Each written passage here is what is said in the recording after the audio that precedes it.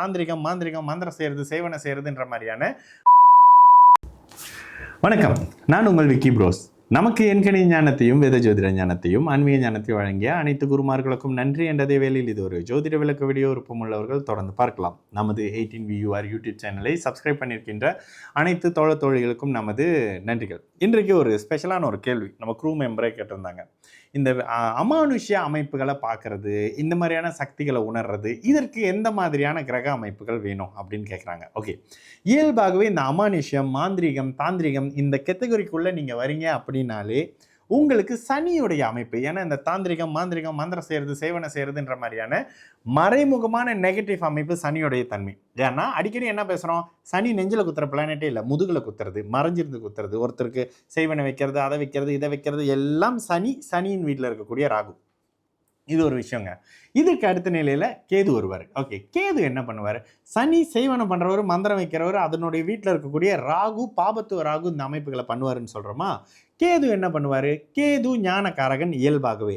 அவர் இருக்கக்கூடிய பாவகத்தை வளர்க்கக்கூடிய தன்மையில் லக்னத்தின் 8ஆம் பாவகம், 8ஆம் பாவகத்தில் தான் மறைமுக சாஸ்திரம் ஜோதிடத்திலிருந்து மிகப்பெரிய நல்ல தன்மைகளிலிருந்து மாந்திரிகம் தாந்திரிகம் செய்வனையிலிருந்து அப்படியே படிநிலை கீழே போகக்கூடிய அமைப்புகள் வரைக்கும் வந்து நீங்கள் ஒருத்தர் மேஜிக் பண்ணுறாரு, உங்களை மறைத்து ஒரு விஷயம் செய்கிறாரு, இந்த மறைந்து செய்யக்கூடிய அமைப்பு 8ஆம் பாவகம்ங்க.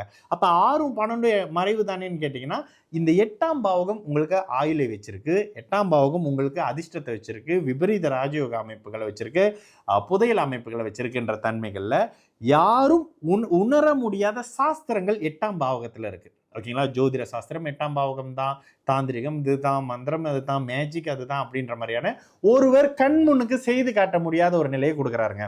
8ஆம் இடம் ஒரு மாதிரியான சுப வலிமையாக இருந்து கேது இருக்கிறாரு.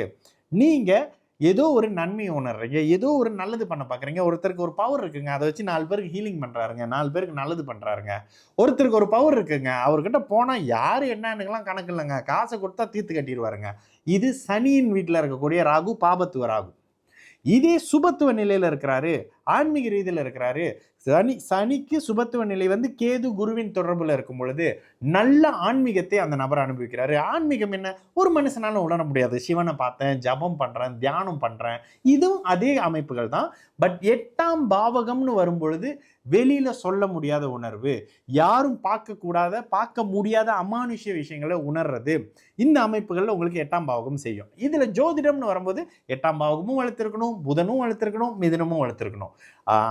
மாந்திரிகம்னு வரும்போது சனியினுடைய வீடுகளில் இருக்கக்கூடிய, சனியினுடைய தொடர்பில் இருக்கக்கூடிய ராகு உங்களுக்கு அந்த ஆன்மீக அந்த மாந்திரிகம் மாதிரியான அமைப்புகளை ஆர்வத்தை தூண்டுவார்.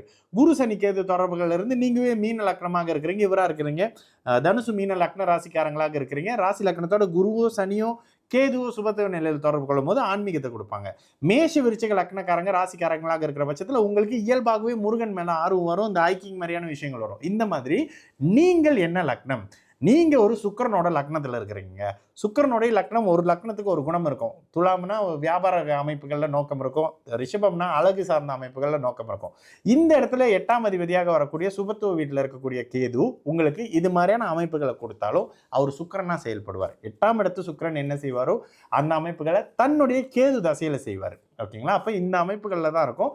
ஒருவர் யாரும் உணர முடியாத அமானுஷ்ய அமைப்பு, அது நல்ல சக்தியோ கெட்ட சக்தியோ, அமானுஷ்யம் இயல்பாக ஒருத்தர் உணர முடியல, எப்ப பாரு ஒரு மாதிரி சென்ஸ் எல்லாம் பண்றாரு, அவருக்கு 8ஆம் பாவகம் வலுத்திருக்கு. ஒருத்தர் ஞானத்தின் அடிப்படையில் ஒரு மாதிரியான விஷயத்த பண்றாரு, ஜோதிடம் பார்க்குறாரு, அவருக்கு 8ஆம் பாவகம் ஒரு மாதிரியான அமைப்புகளில் வலுத்து அவருக்கு யாரும் உணர முடியாத மறைபொருள் சாஸ்திரம்னு சொல்லக்கூடிய மாந்திரிகம் தாந்திரிகம் மேஜிக் மாதிரியான அமைப்புகள் எல்லாம் அந்த ஜாதகருக்கு வருது அப்படின்னு வரும். சரிங்களா, நடக்கும், எல்லோரும் நல்லா இருப்போம். நான் உங்கள் விக்கி ப்ரோஸ். வணக்கம்.